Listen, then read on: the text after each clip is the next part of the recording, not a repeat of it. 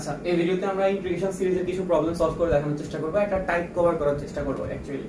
এর আগে তোমরা যদি ইন্টিগ্রেশন সিরিজের ভিডিও দেখো তাহলে কিন্তু কিছু কিছু টাইপে কভার করা আছে, দেখবা তোমরা মডিউলাসের ইন্টিগ্রেশন কেমনে করতে হয় এই টাইপটা কভার করা আছে। দেন আরো কিছু এক্সেপশনাল ইন্টিগ্রেশন যেগুলো তোমরা প্রবলেম ফেস করো ওগুলো কিন্তু ইন্টিগ্রেশন সিরিজের প্লেলিস্টের মধ্যে সলভ দেওয়া আছে, ওগুলো একটু চেক করতে পারো, ঠিক আছে?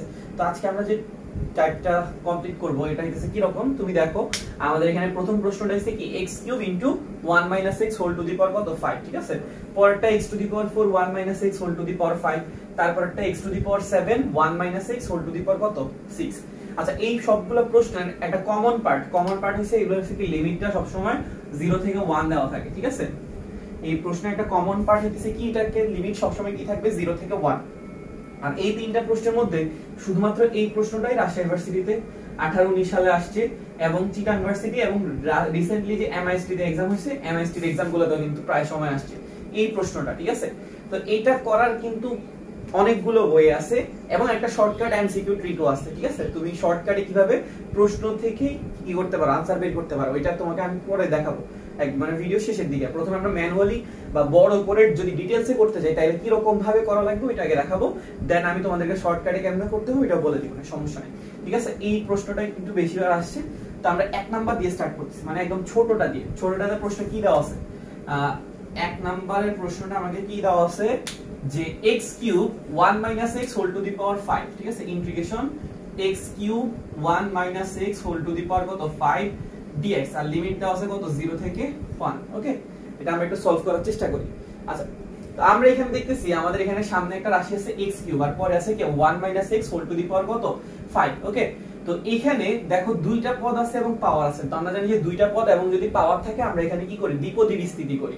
তো আমরা প্রথমে কি করতে পারি, আমরা এই ম্যাথটা করার কিন্তু বলছি অনেকগুলো ওয়ে আছে। ফার্স্ট ওয়ে নিতেছে কি তুমি 1 - x whole to the power 5 এটাকে দ্বিপদী বিস্তৃতিতে ফালাই দিবা। তো দ্বিপদী বিস্তৃতির ফর্মুলাটা এরকম ছিল, যাদের মনে আছে একটু চেক করো। দ্বিপদী বিস্তৃতির ফর্মুলাটা এরকম ছিল a + b whole to the power n, এটাকে যদি আমরা দ্বিপদী বিস্তৃতি করতাম কি পাইতাম, a two the power n nc1 a two the power n - 1 b plus nc2 a to the power n - 2 b square plus dot dot dot b to the power n, ঠিক আছে? a plus b whole to the power n, এটার ফর্মুলাটা কি রকম ছিল, a to the power n nc1 a to the power n - 1 b nc2 a to the power n - 2 b square plus dot dot dot করে কোথায় যাবে b to the power n। তো তুমি কি করবা প্রথম স্টেপে, মানে প্রথম পদ্ধতি যেভাবে তুমি সলভ করতে পারো ওই পদ্ধতিতে কি করবা 1 - x whole to the power 5 এটাকে কি করতে পারো, দ্বিপদী বিস্তৃতি করবা, ঠিক আছে? তুমি যখন 1 - x whole to the power 5 এটাকে দ্বিপদী বিস্তৃতি করবা, কয়টা পদ আসবে জানো, 6টা পদ আসবে। কারণ পাওয়ার যত থাকে পদ সংখ্যা তার থেকে কি হয়, একটা বেশি হয়, ঠিক আছে? তুমি যদি এখানে 1 - x whole to the power 5 এটার বিস্তৃতি করো তাহলে পদ কয়টা পাবা, 6টা। তুমি যদি 1 - x 6 এটার বিস্তৃতি করো পদ কয়টা পাবা, 7টা, ঠিক আছে? তো ওই 6টার সাথে তুমি কাকে গুণ করবা, x³ কে গুণ করবা, প্রত্যেকটা পদের সাথে x³ কে গুণ করবা, তাহলে কয়টা পদ থাকবে, 6টা পদ। ওই 6টা পদকে তুমি কি করবা, ইন্টিগ্রেশন করবা, ইন্টিগ্রেশন করে শেষে আনসার বসাই দিবা। এটা ছিল একটা পদ্ধতি। আর এই অঙ্কটাকে ছোট করার আরেকটা পদ্ধতি আছে। কেমনে তুমি এটাকে ছোট করতে পারো, কিভাবে, আমরা কিন্তু ইন্টিগ্রেশনে z ধরার প্রসেস শিখে আসছি, মনে আছে?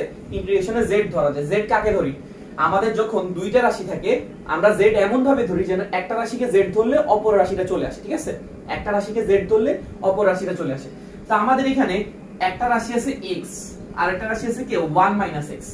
এখন আমাদের ঝামেলা করতেছে কি বা দ্বিপদী বিস্তৃতি আনতেছেটা কি 1 - x না, ওইটাকে আমি কি করলাম, z ধরে ফেললাম। 1 - x কে আমরা কি ধরে ফেললাম, z।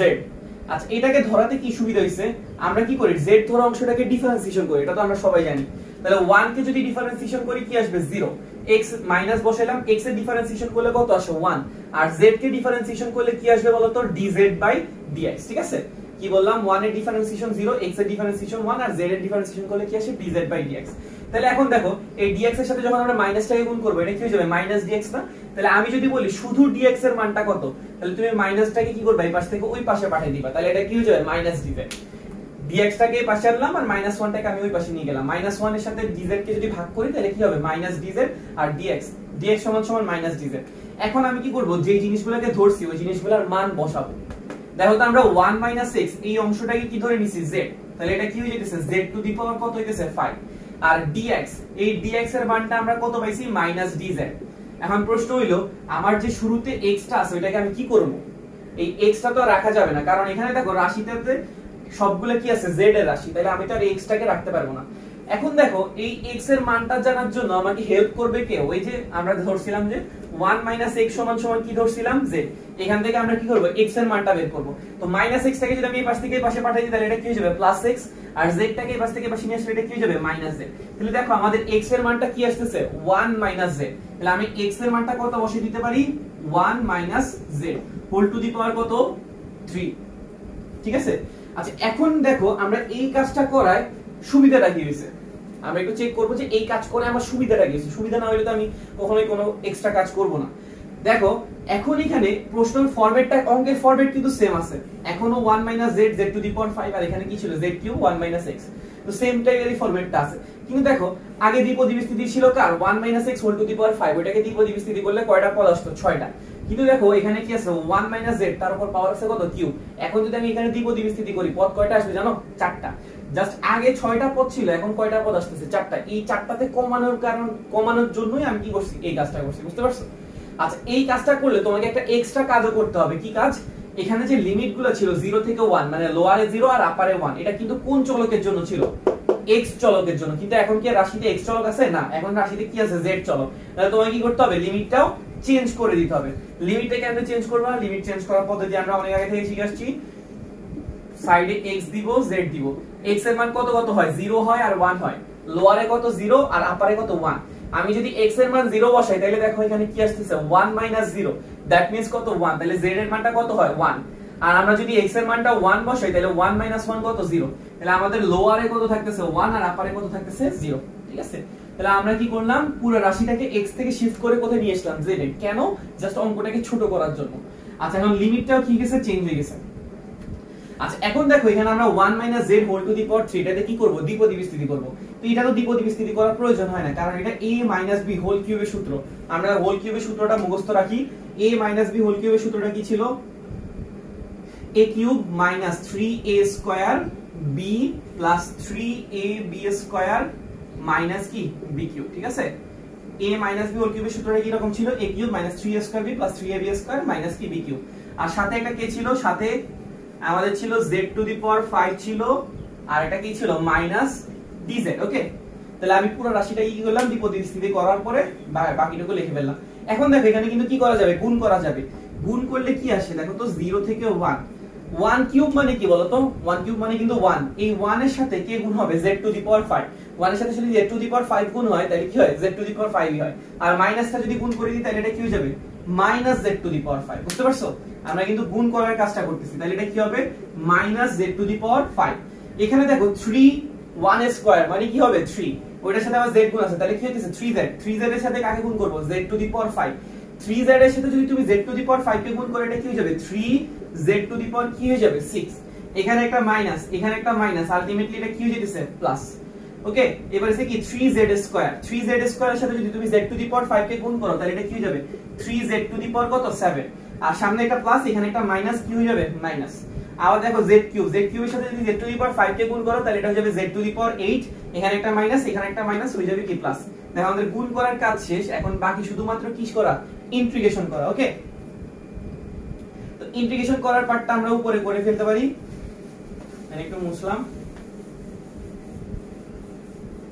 ইন্টিগ্রেশনের পার্টটা কি হবে বলতো, এইখানে minus z to the power 5 এটাকে কি করব ইন্টিগ্রেশন করব। তো ইন্টিগ্রেশনের জন্য আমরা যে ফর্মুলাটা ইউজ করব আমাদের এই পরিচিত ফর্মুলাটা x to the power n, x to the power n এর ইন্টিগ্রেশনের সূত্র কি ছিল x to the power n plus 1 divided by কি হবে n প্লাস 1, ঠিক আছে। তাহলে আমাদের এখানে কি হবে আমরা মাইনাসটাকে সামনে দিয়ে দেই, আমরা কি করি মাইনাসটাকে সামনে দিয়ে দেই, z টু দি পাওয়ার 5 কে যদি আমরা ইন্টিগ্রেশন করি তাহলে এটা কি হবে বলতো এই যে x to the power n এর formula n plus 1 divided by n plus 1, তাহলে এটা কি হবে 5 প্লাস 1 ডিভাইডেড বাই 5 প্লাস 1 মানে z to the power 5 plus 1 divided by 5 plus 1, তাহলে এটা কি হয়ে যেতেছে বলতো 6 বাই 6, তাই না। 5 প্লাস 1 কত হয় 6, প্লাস এখানে প্লাসটা আছে প্লাসটা দিলাম, এরপরে কি আছে 3, 3টা কি হয়ে যাবে বাইরে হয়ে যাবে, z টু দি পাওয়ার 6 এটাকে আমরা কি করব ইন্টিগ্রেশন করব। তো z টু দি পাওয়ার 6 কে যদি আমরা ইন্টিগ্রেশন করি আবার 6 প্লাস 1 নিচে হবে 6 প্লাস 1, তাহলে কি হয়ে যাবে z to the power 7 divided by কত হবে 7, এখানে একটা মাইনাস আছে মাইনাস দিলাম, 3 আছে 3 ও দিয়ে দিলাম। এরপর আছে কি z to the power 7, z to the power 7 K integration করলে কি হবে 7 প্লাস 1 ডিভাইডেড বাই 1, তাহলে কত হইতেছে z to the power 8 divided by a, আর z টু দি পাওয়ার 8 কে যদি ইন্টিগ্রেশন করি 8 প্লাস 1 কি হয়ে যাবে 9, তাহলে এটা কি আসছে z to the power 9 divided by 9। Okay, আচ্ছা এবারে হচ্ছে আমাদের ইন্টিগ্রেশনের কাছে, এখন আমরা কি করব, লিমিটটা বসাবো। লিমিটটা কত ছিল? লিমিটটা আমাদের ছিল 1 থেকে 0, আমি এখানে একটু ভুল লিখে ফেলছিলাম। লিমিটটা আমাদের ছিল কত, 1 থেকে 0। তাহলে আমরা ইন্টিগ্রেশন করার পর লিমিট কিন্তু কোন দিকে চলে যায়, বাম থেকে ডান দিকে চলে যায়, ঠিক আছে। এখন আমরা কি করব, লিমিটগুলো বসাবো। প্রথমে লিমিট বসানোর নিয়ম কি, আপার লিমিটকে বসাও, তারপরে লোয়ার লিমিটকে বসাও, আর মাঝখানে চিহ্ন কি করে দাও, মাইনাস। তাহলে আমরা এখন লিমিট বসাবো। লিমিটের মান প্রথমে আপার লিমিটে কত আছে, 0।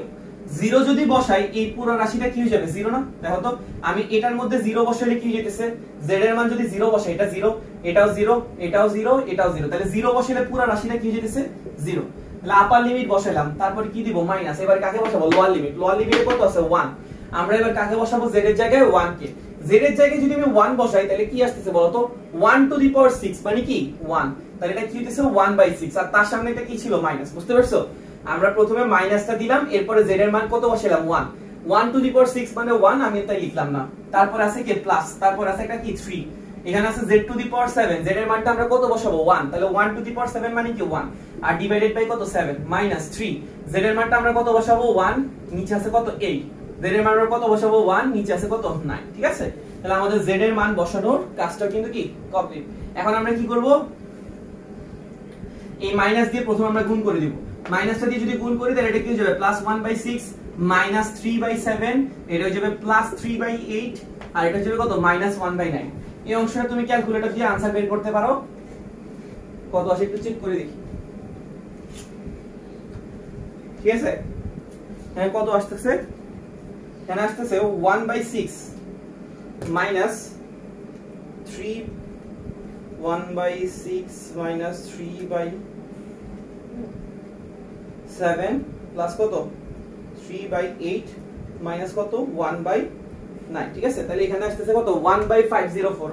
আমাদের आंसरটা আসতেছে কত, 1/504। ঠিক আছে, তাহলে আমাদের ইন্টিগ্রেশন করার পরে आंसरটা কত আসছে, 1/504। তাহলে আমরা आंसरটাকে একটু সাইড দিয়ে লিখে রেখে দেই, কত আসছে, 1/504। আচ্ছা, এটা তো আমরা বড় করে করছি, এমসিকিউ তো আসলে কি এত বড় করা দরকার আছে নাকি আমরা একটা শর্টকাট করতে পারি? অবশ্যই আমরা একটা শর্টকাট ইউজ করতে পারি, শর্টকাটটা আমরা একটু লিখে ফেলি। ঠিক আছে, আশা করি ইন্টিগ্রেশন নিয়ে কোনো সমস্যা নাই, নরমাল ইন্টিগ্রেশনই, জাস্ট z ধরার পরে দ্বিপদী স্থিতি করে তুমি ইন্টিগ্রেশনটা ইজিলি কমপ্লিট করতে পারবে। আচ্ছা, তো আমরা একটু ফর্মুলা লিখি। ঠিক আছে, এই ফরম্যাটটার জন্য আমরা একটা শর্টকাট করতে পারি। শর্টকাটটা যে এরকম, যদি তুমি এরকম দেখো, যদি তুমি দেখো,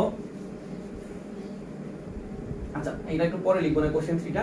যদি তুমি দেখো তোমার লিমিট হইছে কত, 0 থেকে 1, আর ইন্টিগ্রেশনে কি দেওয়া আছে, x to the power m-1 1 - x whole to the power n-1 dx। এরকম কোন ফরম্যাট যদি তুমি পাও, x to the power m-1 1 - x whole to the power n-1 dx, এরকম যদি কোনো ফরম্যাট পাও, তাহলে এটা ইন্টিগ্রেশন করার সূত্রটা হচ্ছে কি, m-1 factorial n-1 factorial divided by m plus n-1 factorial. কি বললাম, যদি তুমি x to the power m-1 1 - x whole to the power n-1 এরকম কোন ফরম্যাট যদি তুমি কি হয় পাও, তাহলে তুমি কি করবা, কোন ফর্মুলাটা ইউজ করবা, m-1 factorial n-1 factorial divided by m plus n-1 factorial. এটা কোথা থেকে আসছে, এটা গামা বিটা ফাংশন আছে, ওইখান থেকে প্রমাণটা আসছে। অথবা তুমি চাইলে এই অঙ্কগুলোর জন্য দিয়ে প্রমাণটা কমপ্লিট করে দেখাইতে পারো। আচ্ছা, তাহলে এখন আমরা এখানে কি করব, এই আমরা যে 1 নাম্বার ম্যাথটা সলভ করছি, এই 1 নাম্বার ম্যাথটা শর্টকাটটা দিয়ে করার চেষ্টা করি। আমাদের প্রশ্ন ছিল x³ 1 - x whole to the power কত ছিল, 5। ঠিক আছে, কত ছিল, x³ 1 - x whole to the power কত ছিল, 5। তো আমরা যদি এখানে x এর পাওয়ারটা m-1 এরকম আকারে লিখতে চাই, তাহলে কি লিখতে পারি বলতো, x এর উপর পাওয়ার কত আছে, কিউব, এটাকে যদি আমরা m-1 আকারে লিখতে চাই, তাহলে আমি কি 3 - 1 লিখবো না 4 - 1 লিখবো? অবশ্যই কি লিখবো, 4 - 1, কারণ আমার আনা লাগবে কত, 3। ঠিক আছে, ওই m-1 এর সাথে মিলানোর জন্য আমরা 3 টাকে কি লিখছি, 4 - 1। সিমিলারলি আমরা কি করতে পারি, 1 - x এর উপরে যে পাওয়ারটা আছে 5, ওইটাকে কি লিখতে পারি, 6 - 1। ঠিক আছে, আমরা কি করলাম, এই ফরম্যাটটার সাথে মিলানোর জন্য এটাই কি করলাম, x to the power m-1 আর 1 - x whole to the power n-1, ওই ফরম্যাটে মিলানোর জন্য 3 কে লিখছি 4 - 1 আর 5 কে লিখছি 6 - 1। তাহলে বলো তো m এর মানটা কত আর n এর মানটা কত? m এর মান আমরা দেখতেছি 4, n এর মান আমরা দেখতেছি কত, 6। তাহলে আমরা m আর n এর মান কি হয়ে গেছে, পাইছি। এই যে দেখো, এটা হচ্ছে আমাদের m আর এটা হচ্ছে আমাদের কি, n। তো এটার ইন্টিগ্রেশনের সূত্রটা হচ্ছে কি, m minus 1 factorial n minus 1 factorial m plus n minus 1 factorial। তাহলে তুমি যদি এখানে মান বসাও, m এর মানটা হইছে কত 4, তাহলে 4 minus 1 দ্যাট মিন্স কত আসতেছে 3 factorial। আবার এখানে কত আসতেছে দেখো তো 6 minus 1 factorial দ্যাট মিন্স কত 5 factorial। আর নিচে হবে কত m plus n minus 1, তাহলে কত 6 plus 4 minus 1, তাহলে 6 আর 4 যোগ করলে কত আসে বলো তো 6 আর 4 যোগ করলে আসে 10, 10 থেকে যদি 1 চলে যায় তাহলে কত থাকে 9। তাহলে আমাদের এখানে কি আসতেছে 3 factorial 5 factorial ডিভাইডেড বাই কত 9 factorial। এটার ক্যালকুলেশন কেমনে করবা, এটার ক্যালকুলেশন করা তো খুব ইজি। 3 factorial 5 factorial 9 factorial কি লেখা যায় বলো তো 9 into 8 into 7 into 6 into কত 5 factorial। তাহলে 5 factorial আর 5 factorial কি হয়ে যাবে কাটা, আর 3 factorial এর মানে কত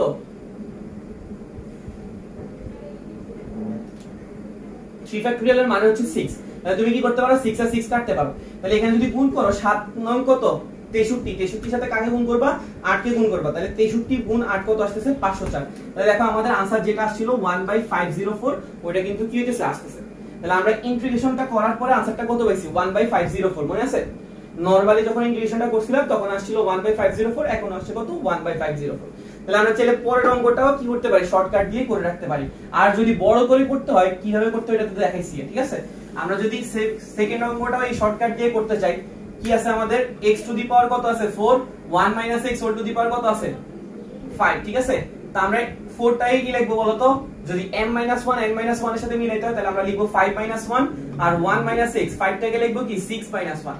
তাহলে দেখো আমাদের m এর মান হইছে কত 5, n এর মান হইছে কত 6। তাহলে আমরা এবার ফর্মুলায় মান বসাই